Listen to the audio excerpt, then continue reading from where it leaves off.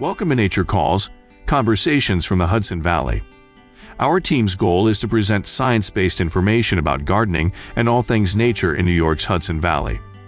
Hosts Jean and Tim, along with team members Teresa and Linda, are master gardener volunteers for New York's Columbia and Greene counties.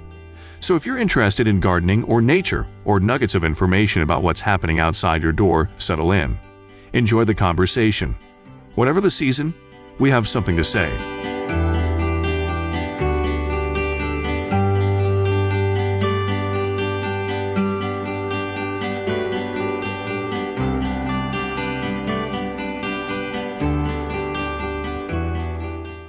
Hi, I'm Tim Kennelty. And I'm Jean Thomas. And welcome to Nature Calls, Conversations from the Hudson Valley. Jean, you're going to do It's All Greek to Me today, right? That's right, except I've moved on from all Greek to all Dutch. All Dutch. What does that mean? That means the Hudson Valley has a phenomenal background in Dutch. Interesting. Yeah. And the language is awesome. So give me an example. Cookie. And cranky. I know, but what does that have to do with flowers and plants? Well, it's got a whole lot of stuff like gherkins and coleslaw. Okay. It all turns around and ends up with food at some point. I'm intrigued. You're going to love it. And I'm going to talk today about tools of the trade. I'm the guest host of Tools of the Trade today, and I'm going to talk about plant trials. Do you ever read plant trials? I've seen plant trials. I'm not talking about the trial of a plant. I'm talking about gardens, the trial plants, so you know which cultivar to buy. Tell me more. Mount Cuba and Chicago Botanical Garden both have plant trials. They plant specific cultivars, and they look at them for 3 years, 5 years, and they tell you which ones are most floriferous and which ones are pollinator favorites. So if you're at the garden center and there's 5 different kinds of Monardas, you can look at the plant trials. Pretty cool, huh? Yeah, and if you go on a road trip to Mount Cuba, which is fascinating and very famous and gorgeous, you can look at the plant trials. Yeah, it's a really good resource. And then also Teresa's back. So it's Tim and Jean and Teresa show today. Yeah, we're talking about garden maintenance. It's really important. Really important. Yeah. Mm-hmm. It's like cleaning, right? Yeah, kind of. Yeah. And she's got 3 main things that gardening consists of. And what are those 3 things? We got watering, yep, and weeding, and fertilizing. I like the watering and fertilizing, but not so much the weeding. Yeah. It is like cleaning, but you have to do it, especially in the fall before your garden starts, going to bed, right? Yeah, and the whole rest of the time, the weeds are stealing your water and your fertilizer, Tim. Really important stuff that she's going to talk about. And also, listeners should check out the Cornell website because there's lots of other events going on. And we forget a lot of stuff, so if you go on the CCE website, you'll be able to refresh our memories too. So I'm really interested in listening to this. How about you? We're going to enjoy this.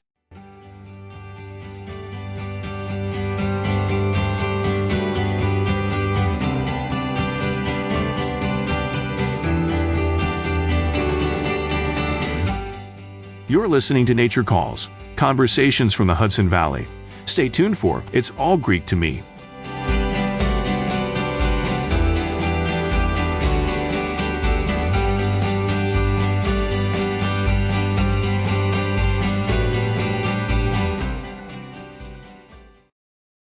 Hello, and welcome back to another edition of It's All Greek to Me. I'm Jean Thomas, and we usually spend this time talking about language and jargon and acronyms. Today we're veering off to a whole new language, Dutch. I've been designing my bulb gardens and watching forest hyacinths erupting in color and scent in my own kitchen windows. As I admire the magic of gardening with bulbs, my mind drifts to the connection with Holland. 93% of the bulbs grown commercially in the world are from the Netherlands. It only takes a small drift further in my mind, and I'm thinking of the enormous influence of the Dutch on our own Hudson Valley. Our Hudson Valley is considered by Time magazine to be one of the 100 world's greatest places for 2021. I, of course, agree. I'm especially in love with the Dutch history and influences from New Amsterdam of the 1600s and the continuing influence through to the present. I'll be jumping past garden influence alone because we're planning interviews on bulb growing in the near future. We have to give the Dutch credit for the additions to our vocabulary of such loan words as cookie, pancake, waffle, coleslaw, and gherkin. Oh, and pickle. I always deal with the food first. But for our conversations from the Hudson Valley, let's start with geography. Brooklyn, Flushing, and Harlem are all named for cities in the Netherlands. The Bronx has a connection to the Bronx family from Athens, New York. And the names Rensselaer and Voorhees, Stuyvesant, and Van Cortlandt crop up in names of cities and towns with connections to the Dutch families. At a closer look, our most commonly used Dutch-originated words don't seem foreign at all. As city dwellers, we might sit on the stoop and gossip with the neighbors about our landscapes. We might talk about the latest news from North Greenbush or East Greenbush, bush meaning an area of land not yet farmed, or maybe Watervliet. Vliet means ford, like in a river. The kids might get a little cranky, the Dutch word means exactly the same, listening to us chat about Catskill or Red Hook, but they always cheer up when we give them a cookie to amuse them. They don't care that a kill is a stream or a hook is a projection of land into the river. Soon enough, they'll be learning about our three presidents with Dutch roots, who are Teddy Roosevelt and his cousin FDR, and the eighth president, Martin Van Buren. The historic homes of all three are maintained by the National Park Service. Visiting hours for Hyde Park, Sagamore Hill, and Lindenwold Estates are available at nps.gov. I'll be outside soon planting my Dutch iris and admiring the tulips, and maybe planning a trip to the new Sojourner Truth State Park in Kingston. Sojourner Truth was born a slave in Ulster County and became one of the greatest national figures in the fight for abolition and women's rights. She was born Isabella Baumfree in 1797 and never learned to read or write. And she spoke Dutch exclusively until she was about 11. Now there's a Dutch influence. Next time we'll talk about some uses and abuses of jargon.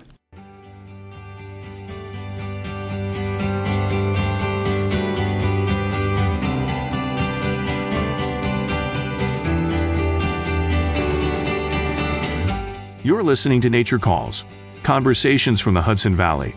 Stay tuned for Tools of the Trade.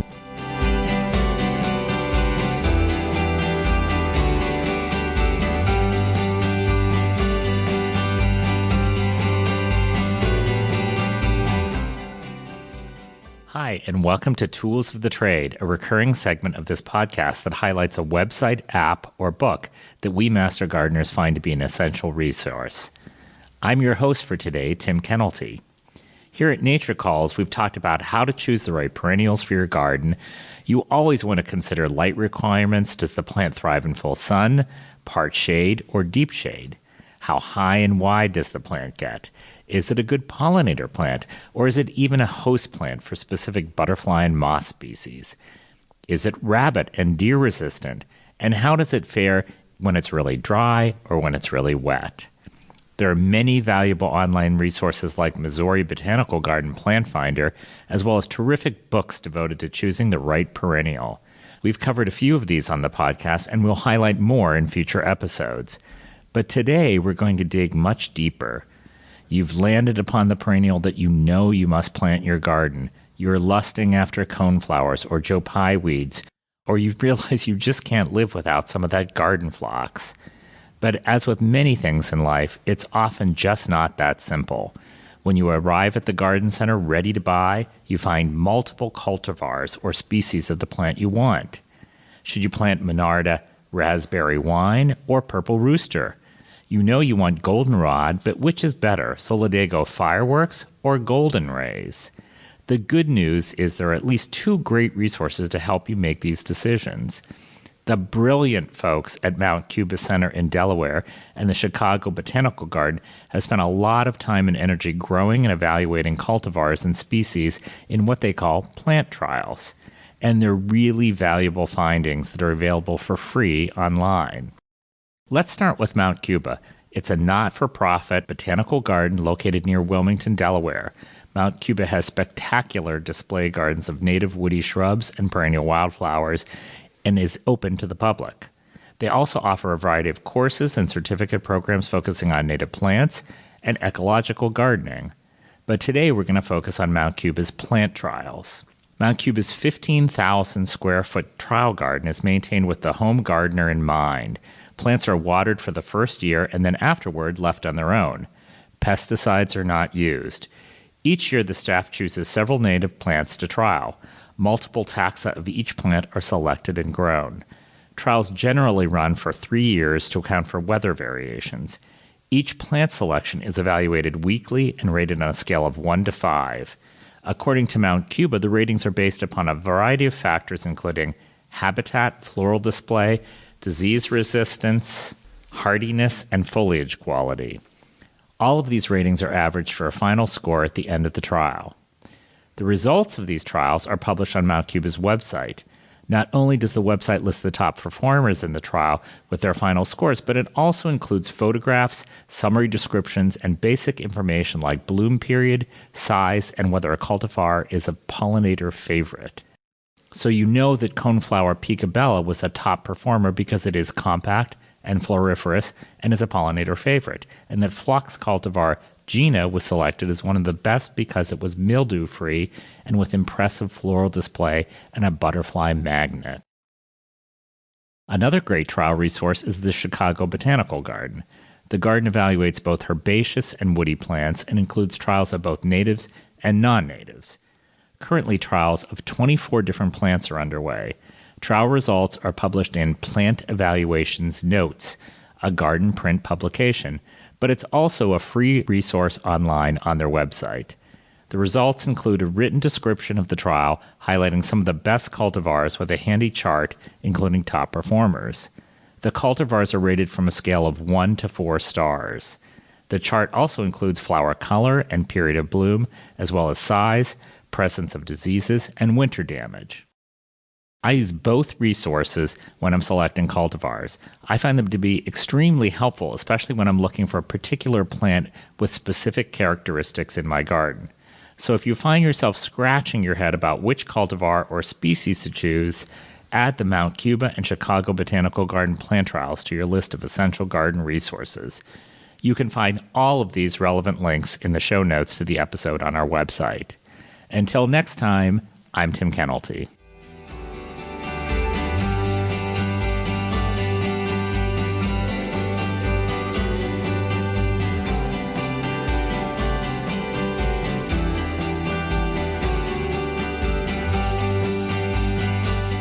You're listening to Nature Calls, conversations from the Hudson Valley. Stay tuned for The Veggie Patch.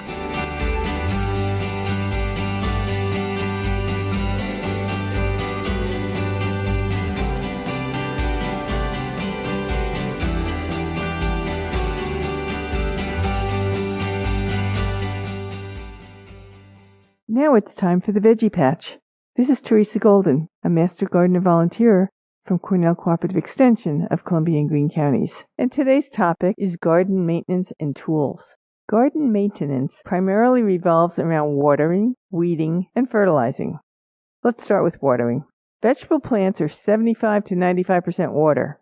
In general, water is most needed during the first few weeks of plant development, immediately after transplanting, and during the development of the edible plant parts. Eating quality, plant growth, and productivity are all improved when sufficient soil moisture is available.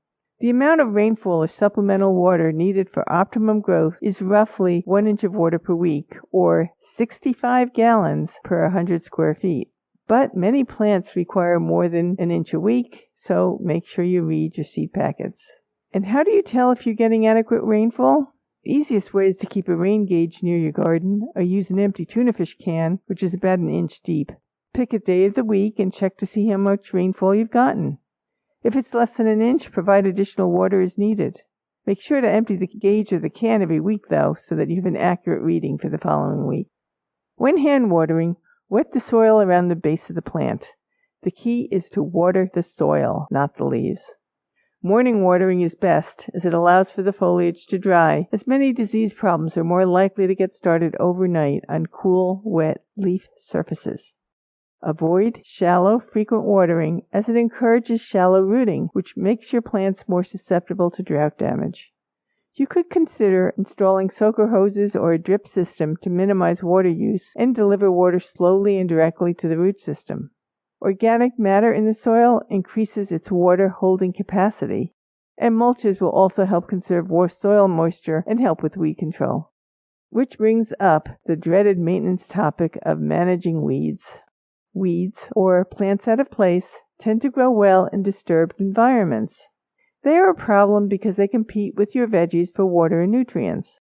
Some may serve as hosts for insects and disease pests. However, weeds can also be beneficial, providing shelter, pollen, and nectar for beneficial insects such as bees and parasitic wasps. They can also be a good source of nitrogen for the compost pile if they are removed before flowering. So, how do you control weeds? Organic mulches prevent weed growth, moderate soil temperatures, conserve soil moistures, and add organic matter to the soil when they rot. So I'd recommend a good layer of mulch for your first layer of defense. After the soil has warmed to 60 degrees Fahrenheit, lay down 2 to 6 inches of grass clippings, if they haven't been treated with any herbicides, or finished compost, or newspaper covered with straw, or shredded leaves to help smother the weeds. Hand pull any weeds that manage to grow through the mulch layer. It's always easier to hand pull weeds when they are young and tender, so check your garden often for emerging weeds. You can also use a hoe with a sharp edge to slice off weeds at ground level. Mow around your garden to prevent the spread of weeds into your soil. And there's a limited number of herbicides that are safe to use in vegetable gardens, but weeding really is your best bet. Now, let's shift to fertilizer. All vegetable plants benefit from the continuous availability of nutrients, but nutrient needs vary by type of plant, point of growth in its life cycle, and growing conditions. Always think about feeding the soil first. You can do this by adding organic matter. This may eliminate the need for any supplemental fertilizers. However, if you have low soil fertility or an incorrect soil pH, your garden may benefit from the application of fertilizer. If you opt to do this, make sure to read and follow label directions, as both chemical and organic fertilizers, when over-applied, can burn plants or stimulate leaf growth at the expense of fruit. Garden maintenance can be easier with the right tools. From this perspective, consider investing in a good garden trowel that is comfortable in your hand.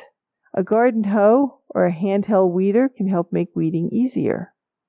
A watering can or garden hose is essential for keeping the soil moist.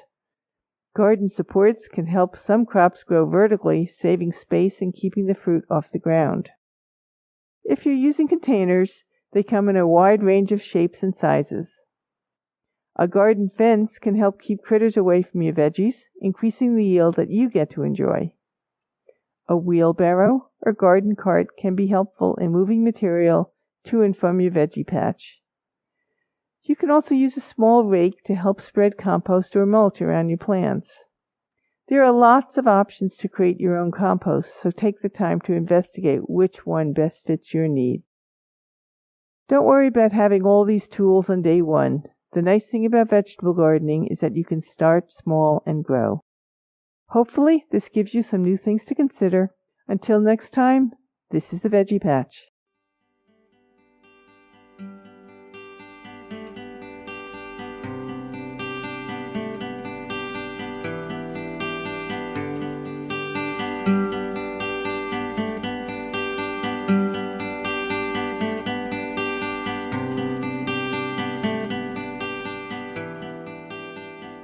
That concludes another episode of Nature Calls, Conversations from the Hudson Valley. We would like to thank Sandra Linnell and Devin Connolly from Cornell Cooperative Extension of Columbia and Greene Counties for production support. And a special thank you to our listeners for joining us on this episode of Nature Calls, Conversations from the Hudson Valley. You can find links to any of the topics mentioned in this episode at our website at ccecolumbiagreen.org.